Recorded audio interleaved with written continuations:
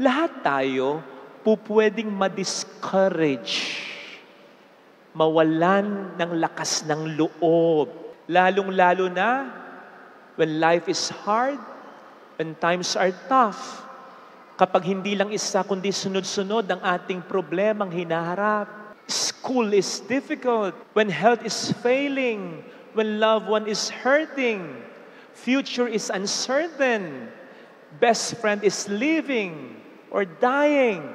We can easily feel discouraged. Pag ganun, para tayong ninanakawan ng pag-asa, ng kaligayahan, ng pananampalataya, at kahit buhay natin, pwedeng nakawin ng discouragement. Kasi kapag inalagaan natin, hinayaan natin ang discouragement sa buhay natin, nako, papasok na rin ang mga pinsang buo niyang bitterness, sorrow, doubt, self-pity, ingratitude, stress. Kaya beware of discouragement. Kasi kaya nitong tibagin kahit ng pinakamayaman, pinakamagaling, pinakamalakas, pinakamatalino, pinakamadiskarte sa atin. That is why, ang sabi ni St. Paul sa 1 Corinthians 5:11, encourage one another, build up one another, lalong-lalo na kung alam mong kailangan ng tao. Hindi yung kailangan na ng tao, imbis na encouragement, discouragement ang ibibigay mo. Tingnan po ninyo yung mga bata. Ang mga bata, kapag nadapa o kaya natapon yung pagkain na hawak niya, ano yung unang reaksyon ng bata? Tingnan niyo yung mata ko. Tingnan niyo yung mukha ko. Di ba ganito yung bata? Nakikiramdam kung ano magiging reaksyon mo. Huwag mong papagalitan. Huwag mong tataasan ng boses. Huwag mong tataasan ng kilay. Nako, ang bata, mahirap patahanin yan. Pero subukan mong gumaganon pa lang yung bata, yakapin mo agad. Sabihin mo, okay lang anak, love you. Gaganon yung bata. Umiyak man, swabe lang. Kasi, in-encourage mo agad. Hanggang ngayon, ganyan pa rin tayo. Pwedeng hindi tayo umiiyak agad. Pero still, we badly need encouragement whenever we feel bad. Hindi yung masama na nga yung pakiramdam mo, masama pa yung ipapakita at sasabihin sa'yo. Napanood niyo yung laban ng Gilas at Jordan? Sa mga hindi nakapanood, ganito nangyari. 30 seconds, dying seconds. Lamang ng isa lang yung Jordan, yung kalaban. Free throw tayo. Excited ako. Bakit? Scottie Thompson. PBA MVP natin yon. So pag na-shoot yung isa, tabla. Pag na-shoot yung dalawa, panalo tayo. Pag di nakaganti ng shoot yung Jordan. Anyari? Walang na-shoot kahit isa. Nga. O lats. Aaminin ko, nung una medyo nainis din ako. Pero nung nakita ko si Scottie Thompson, inconsolable, downcast, sising-sisi sa nangyari, naisip ko, ba't ko siya sisisihin? Okay na yon. Next time, bawi na lang, kawawa naman. Ganun dapat. Yung ibang mga Pilipino, ang comment, naku, kung mababasa niyo, sarap sa patusin. Sabi nung isa, MVP ka pa naman, dinaga ka, wala ka palang silbi, binigo mo ka. Grabe! In fairness, pinagtatanggol naman siya ng ibang mga Pilipino. Pero yung mga nang babash, bumabanat pa rin. Kala mo kay gagagaling. Sabi ba naman, kaya lang naman namin sinasabi yun, to challenge him, to encourage him. Encouragement ba yun? Ang encouragement ay yung sinabi ni Tim Cone. Sabi ni Tim Cone sa interview, tatagalugin ko na lang, ano masasabi mo? Nagmintis 2 beses sa free throw si Scottie. Alam niyo sabi ni Tim Cone? Nagmintis? Di ko napansin. Ang napansin ko, yung depensa niya kay Ibrahim. Ang napansin ko, yung marami niyang assist kay Brownlee. Ang napansin ko, yung energy, yung hustle, yung rebound. Oh, what a blessing that we have Scottie in our team. Yun ang encouragement. Basahin mo sa dictionary. Ang sabi sa dictionary, encouragement is giving someone consolation, confidence, and hope. Ganon ang encouragement. Kaya ang encouragement, para sa akin it's like oxygen to the human spirit. O di ba? We speak of fighting spirit. Di naman natin sinasabing fighting body. Fighting spirit. Kasi ang logic nun, patang-pataman yung katawan mo, basta may fighting spirit ka, laban, go lang. Di ba? Kaya dapat pinalalakas mo yung loob, yung fighting spirit, and encouragement is oxygen to the human spirit. Kasi kahit na fight yan, sunod-sunod ba naman yung problema, mamamanglaw yan. Kinakailangan bigyan mo ng oxygen ang human spirit na yan para maging fighting spirit pa rin yan. Kasi naghihingalo yan kapag sabay-sabay ang problemang nararanasan. Hence, bawat isa sa atin may kakayanang magbigay ng oxygen na yan. Huwag mong ipagkakait yan.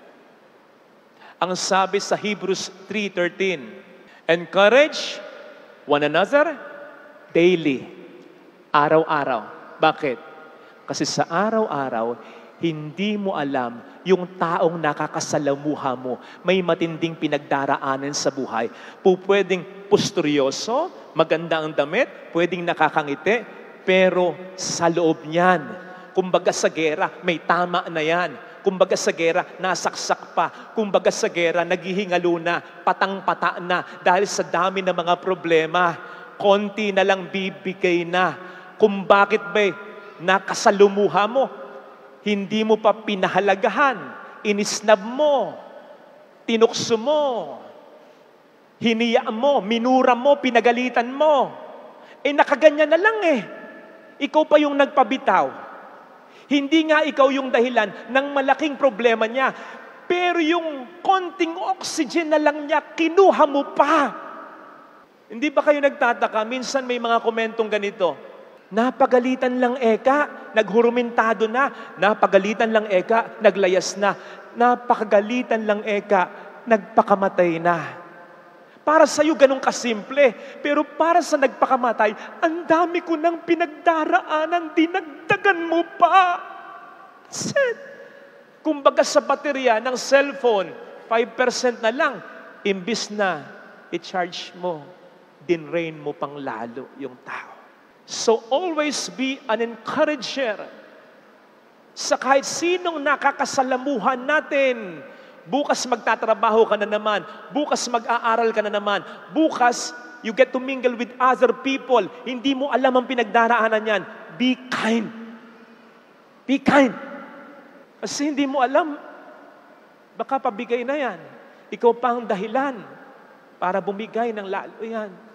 You don't know what battle each person is facing. Unfortunately, ang ibig sabihin din ito, we just cannot rely always on people for encouragement.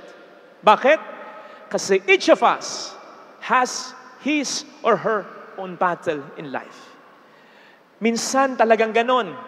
Gusto mong i-encourage kita, hindi kita ma-encourage. Bakit? May pinagdaraanan din ako Huwag mong isiping wala akong pakialam sa'yo. May pakialam ako, kaya lang hindi ko na rin kaya. Hindi lang ikaw ang dapat alalayan ng asawa mo. Pati mga anak mo, inaalalayan niya. In the same way, hindi lang ikaw ang dapat tingnan ng mga magulang mo. May ibang tinitingnan yan, may negosyo, may trabaho yan. Hindi lang ikaw ang dapat suportahan ng anak mo. May pamilya na yan May sariling buhay yan. Hindi lang ikaw ang dapat tulungan ng kaibigan mo.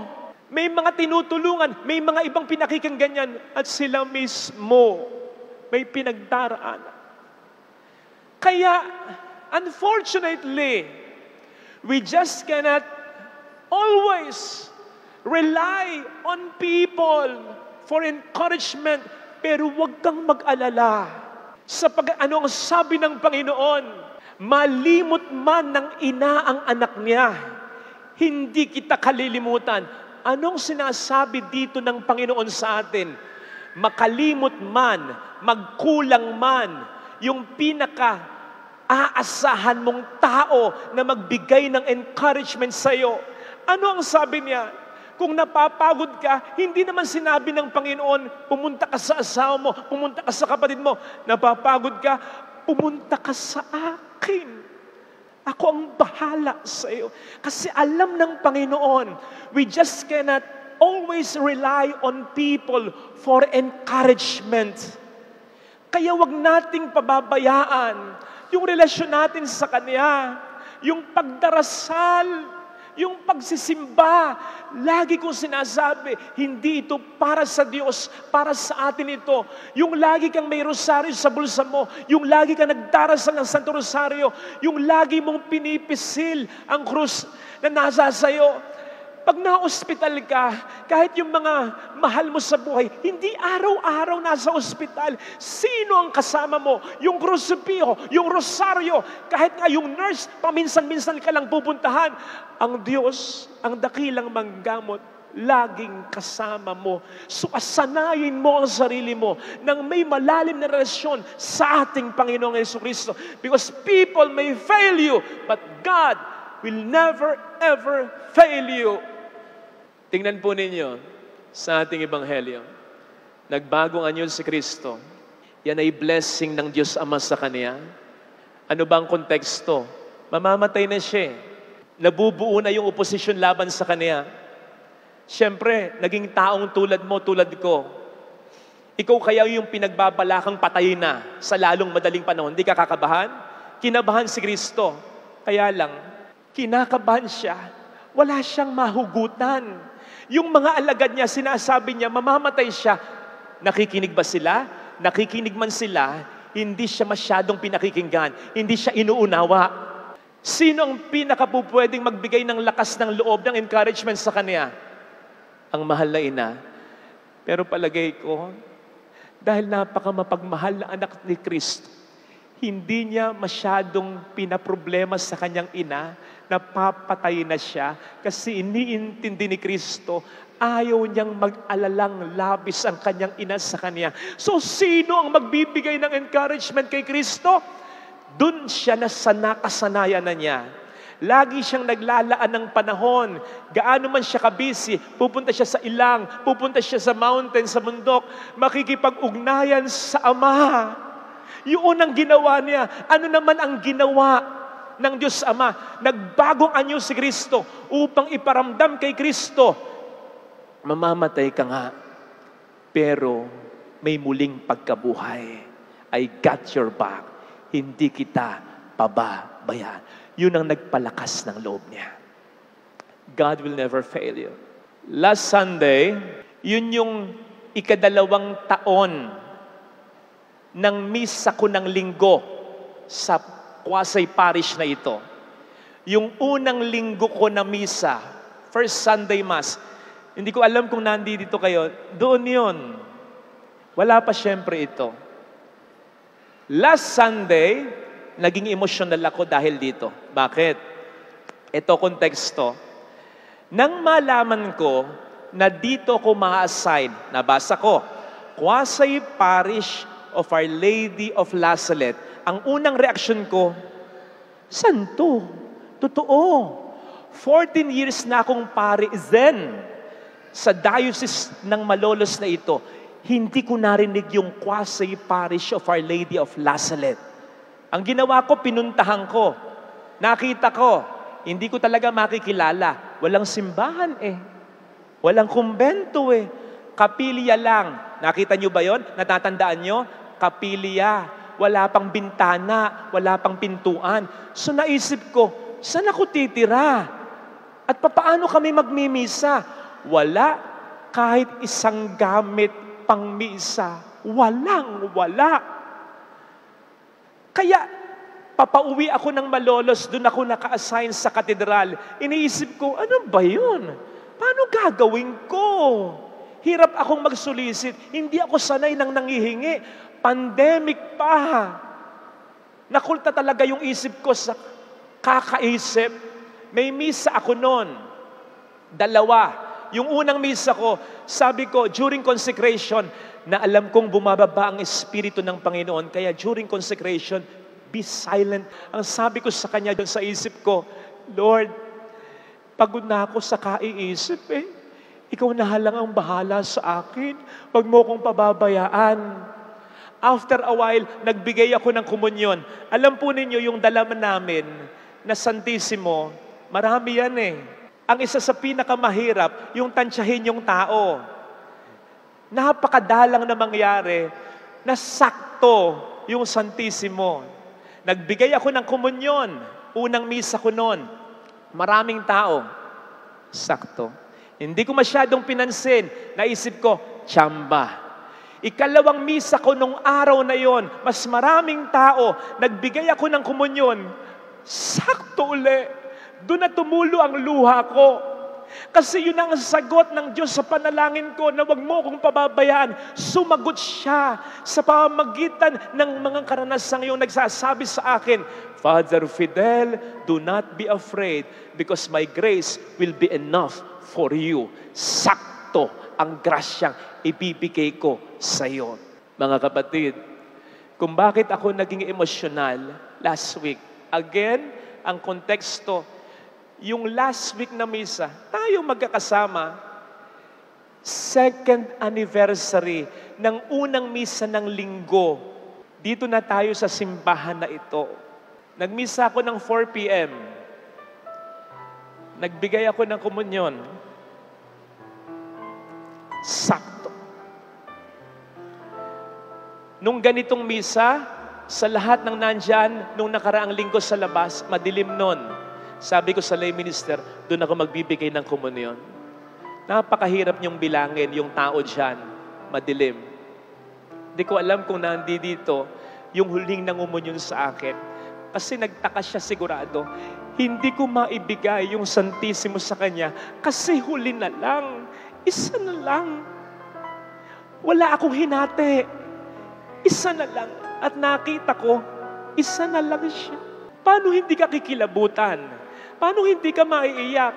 Ikadalawang taon ko ng pagmimisa dito ng araw ng linggo na may simbahan na tayo at patapos na rin yung kumbento.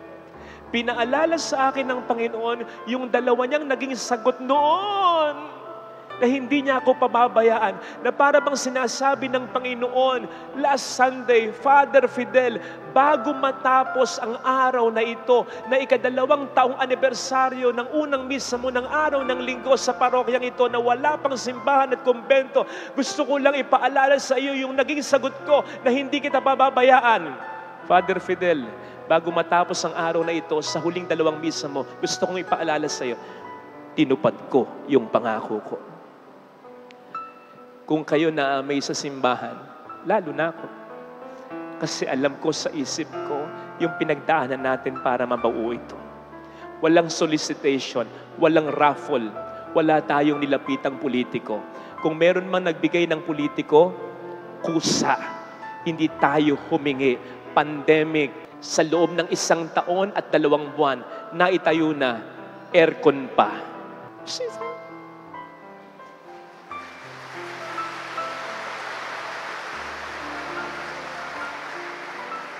Mga kapatid, anuman ang problema mo ngayon, pinagdarasal kita, sana ma-encourage ka ng asawa mo, ng anak mo, ng kapatid mo, ng mga taong mahalaga sa iyo kasi kailangan mo na ma-encourage ka.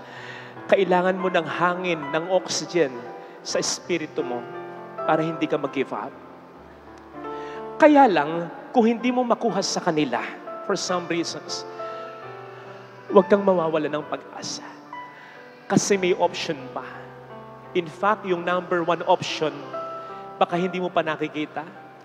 Come to me, all of you who are burdened, and I will give you rest. Ano sabi niya? Gayahin mo si David. Sa 1 Samuel 30 verse 6, walang magbigay ng encouragement sa kanya. Ano ang sabi sa verse na yon? David encouraged himself in the Lord. Siya mismo ang nagpalakas ng loob niya. Inisip niya ang pangako at kadakilaan ng Diyos sa kanya. Yun ang nagpalakas ng loob niya. Kapatid, yung simbahan na ito, templo ng Diyos. Pero may mas mahalagang templo ang Diyos. Ikaw, templo ka ng Espiritu Santo. Kung ginawa ng Diyos ang lahat ng makakaya niya para mabuo agad ang templong ito, ikaw pa kaya na templo niya na napakahalaga para sa Kanya? Kaya sana kapatid, encourage yourself in the Lord. Hindi mo maririnig ang sermon na ito ngayon kung hindi siya nangangako sa iyo. Tulad ni Abraham, panghawakan mo yung pangako niyang binibitawan ngayon. Hindi kita kalilimutan, hindi kita pababayaan. Yan ang iyong panghawakan. And just like me, wait for that perfect time na bigla mo na lang tatawanan yung mga problema sa nakaraan. Na bigla mo na lang maiisip na ipapaalala sa iyo ng Diyos. Tumupad ako sa pangako ko. Hindi kita pinabayaan. Ito sana ang hilingin nating biyaya sa ating banal na pagdiriwang. Ang mabuting balita ng Panginoon ayon kay San Mateo. Papuri sa iyo, Panginoon. Noong panahong iyon, isinama ni Jesus si Pedro at ang magkapatid na Santiago at Juan at sila'y umakyat sa isang mataas na bundok. Samantalang sila'y naroon, nakita nilang nagbagong anyo si Jesus. Nagliwanag na parang araw ang kanyang mukha at pumuting parang busilak ang kanyang damit. Nakita na lamang at sukat ng 3 alagad, sina Moises at Elias, na nakikipag-usap kay Jesus. Kaya't sinabi ni Pedro kay Jesus, Panginoon, mabuti pa'y dumito na tayo. Kung ibig ninyo, gagawa ako ng 3 kubol, isa sa inyo, isa kay Moises, at isa kay Elias. Nagsasalita pa siya nang liliman sila ng isang maningning na ulap at mula rito'y may tinig na nagsabi, ito ang minamahal kong anak na lubos kong kinalulugdan, pakinggan niyo siya. Ang mga alagad ay natakot nang gayon na lamang nang marinig nila ang tinig. Ngunit nilapitan sila ni Jesus at hinipo. Tumindig kayo. Sabi niya, huwag kayong matakot. At tumingin sila. Wala na silang nakita kundi si Jesus. At habang bumababa sila sa bundok, iniutos ni Jesus sa kanila, huwag ninyong sasabihin kanino man ang pangitain hanggat hindi muling nabubuhay ang anak ng tao.